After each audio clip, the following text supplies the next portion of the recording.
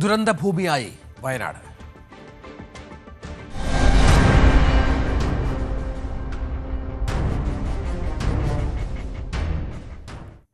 വയനാട് കള്ളാടി ദുരന്തത്തിൽപ്പെട്ടവരിൽ ഒരാളുടെ മൃതദേഹം കൂടി കണ്ടെത്തി എന്നുള്ള ഒരു ദുഃഖകരമായ വാർത്തയുണ്ട്. 1-ാം സോണിൽ നിന്നാണ് മൃതദേഹം കണ്ടെത്തിയത്. പ്രതികൂല കാലാവസ്ഥ തെരച്ചിലിന് തടസ്സമാണ്. അതേസമയം തുരങ്കപാത ദുരന്തത്തിൽ അന്വേഷണ സമിതിയെ ഇന്ന് പ്രഖ്യാപിക്കും. ഇനി കണ്ടെത്താനുള്ളത് 4 പേരാണ് എന്നാണ് മനസ്സിലാക്കേണ്ടത്. തുരങ്കപാതയുടെ 2 വശവും പരിശോധിച്ച ശേഷം മാത്രമേ ഇനി പ്രവർത്തനം തുടങ്ങുമെന്നാണ് സർക്കാരിൻ്റെ വിശദീകരണമായി വന്നിരിക്കുന്നത്. ഒപ്പം ടെക്നോ ലീഗൽ സ്റ്റഡീസും മറ്റും പൂർത്തിയാക്കുന്നുണ്ട്. പ്രതിപക്ഷ സംഘം അല്പസമയത്തിനകമാണ് ഈ മേഖലയിലേക്ക് എത്തുക എന്നാണ് മനസ്സിലാക്കേണ്ടത്. ഇതുമായി ബന്ധപ്പെട്ട മന്ത്രി AP അനിൽകുമാർ സംസാരിച്ചു. അനുമോദിനോട് അനിൽകുമാറിൻ്റെ വാക്കുകളിലേക്ക്. ഇന്ന് രാവിലെ തന്നെ തെരച്ചിൽ ആരംഭിച്ചു.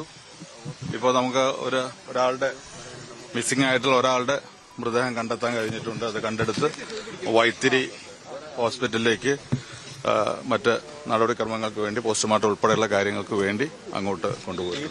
4 സോണാക്കി തിരിച്ചിരുന്നു. അതിൽ 1-ാമത്തെ സോണിൽ നിന്ന് തന്നെയാണ് ലഭിച്ചത്. അവിടെ കൂടുതൽ മൃതദേഹങ്ങൾ ഉണ്ടാകാനുള്ള സാധ്യതയുണ്ട് എന്നാണ് ഇപ്പോൾ അനുമാനിക്കുന്നത്. അവിടെയും 2-ാമത്തെ സോണുമാണ് ഇന്ന് പ്രധാനമായും സെർച്ച് ചെയ്യുന്നത്. താഴെ ഭാഗം വരെ പോകുന്നുണ്ട്. നമുക്ക് ഇന്നലെ ഇവിടെ ഒന്നും കണ്ടെത്താൻ കഴിയാത്തതുകൊണ്ടാണ് പുഴ കൂടി നമ്മൾ ഫോക്കസ് കൊടുക്കാൻ തീരുമാനിച്ച് പുഴയുടെ സെർച്ച് നമ്മൾ നടക്കുന്നുണ്ട്.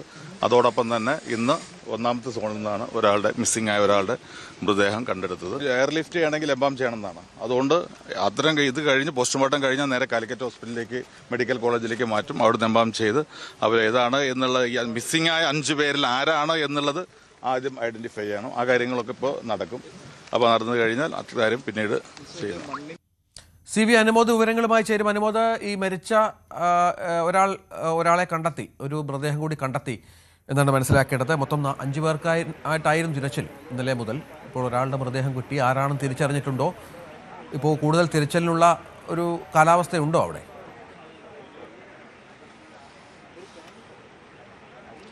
രഞ്ജിത്ത്, ഇന്ന് രാവിലെ മുതൽ മഴ മാറി നിൽക്കുന്ന അന്തരീക്ഷമാണ്. വെയിൽ ഉദിച്ചിട്ടുണ്ട്. അത്യാവശ്യം നല്ല ചൂടുണ്ട്.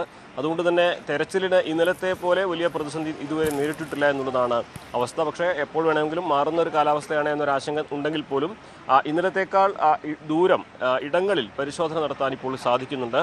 സോൺ 1 എന്ന പ്രധാനപ്പെട്ട, അതായത് ഈ അപകടത്തിൽ ഏറ്റവും അധികം ഡെബ്രിസ് അടിഞ്ഞുകൂടിയ മണ്ണും മറ്റു അവശിഷ്ടങ്ങളും അടിഞ്ഞുകൂടിയ ആ മേഖലയാണ് സോൺ 1 ആയിട്ട് കണക്കാക്കുന്നത്. ആ സോൺ 1-ൽ നിന്നാണ് ഇപ്പോൾ ഈ മൃതദേഹം കിട്ടിയിരിക്കുന്നത്.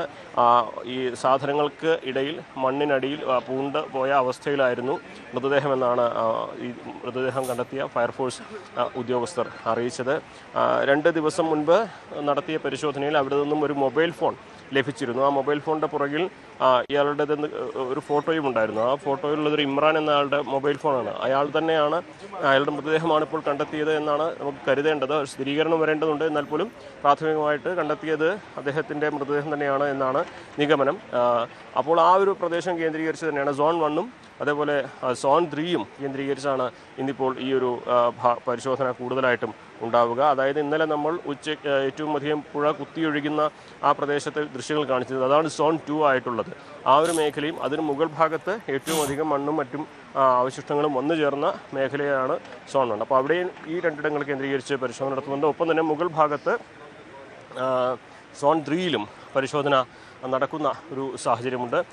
ഏറ്റവും പ്രധാനം കാലാവസ്ഥ തന്നെയാണ്. കഴിഞ്ഞ ദിവസത്തെ അപേക്ഷിച്ച് കാലാവസ്ഥ അല്പം ആശ്വാസകരമാണ് ഈ തെരച്ചിലിനൊക്കെ എന്നുള്ളതാണ് ഇതിൽ ഏറ്റവും പ്രധാനമായും എടുത്തു പറയേണ്ടത്.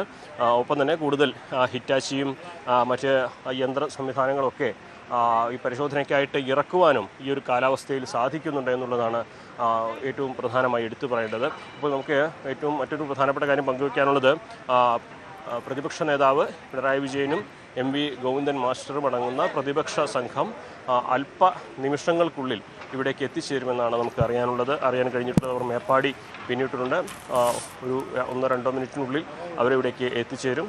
സ്വാഭാവികമായിട്ടും അവരുടെ സന്ദർശനവും വളരെ പ്രധാനപ്പെട്ടതാണ്. ഈ ആക്ഷേപങ്ങളും ആരോപണങ്ങളും ഒക്കെ ഉണ്ടെങ്കിൽ പോലും ഈ സമയത്ത് ദുരന്തത്തിൻ്റെ ആ ഒരു സാഹചര്യത്തിൽ ഒരുമിച്ച് നിൽക്കുകയാണ് ചെയ്യുന്നത് എന്നാണ് പ്രധാനമായിട്ടും ഇന്നലെ ഇടതുപക്ഷ നേതാക്കളൊക്കെ തന്നെ പറഞ്ഞിരുന്നത്. നമ്മളിപ്പോൾ ക്യാമറ അവരെ വരുന്ന ദൃശ്യങ്ങൾ പകർത്തുവാനായിട്ട് അങ്ങോട്ട് മാറ്റുകയാണ് രഞ്ജിത്ത്. എന്താണെങ്കിലും ഈ ഒരു ദുഃഖ ദുരന്ത സമയത്ത് രാഷ്ട്രീയ ഭേദമന്യേ ഒരുമിച്ച് നിൽക്കുന്നതാണ് കേരളത്തിൻ്റെ ഒരു ശൈലി. അത് ഇത്തവണയും ഈ ഒരു ദുരന്തമുഖത്തും അങ്ങനെ തന്നെയാണ് എന്ന്. കൂടുതൽ വാർത്തകൾക്ക് News 18 Keralam YouTube channel subscribe ചെയ്യുക.